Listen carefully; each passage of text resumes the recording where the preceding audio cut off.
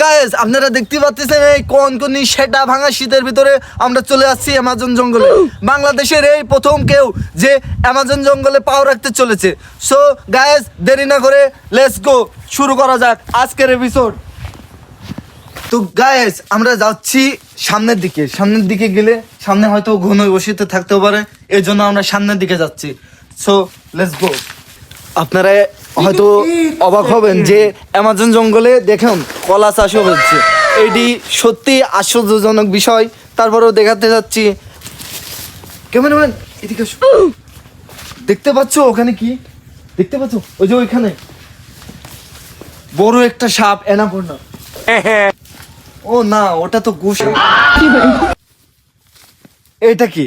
আমাদের আর কোনো রাস্তা নাই, এখান দিয়ে আমাদের যেতে হবে। যেতে হবে তো সময় নষ্ট না করে আমরা যাচ্ছি।